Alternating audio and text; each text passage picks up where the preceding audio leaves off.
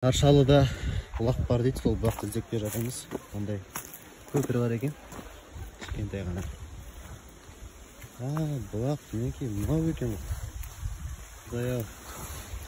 Кішкентай баланы шаптырған сияқты ағатын. Торғайдың бұлақтары сарқады көшет. Жарайды. Бірақ бұл да бір табиғат кәсіге. Орман әдемі екен, шағын. Шағын да болса әдемі.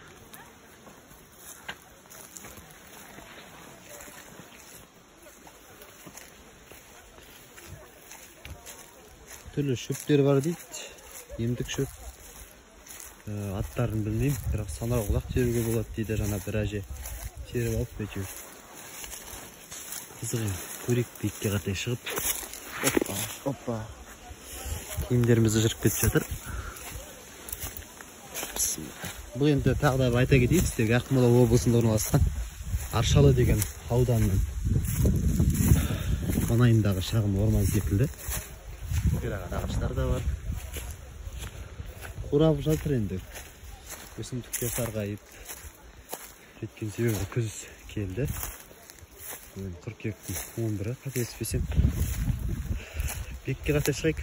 Біздің Торғайдағы Қызбелдегі Қотыр-тау бар ғой, дәл сол секілді екен. Мұнда да сондай бір көріністер. Тау секілді биік жоталар, баршылық. Панорама осындай. Бір сайда орналасқан секілді ма? Маған ұнап тұрғаны міне. Әнеу бір жалғыз тұрған ағаш.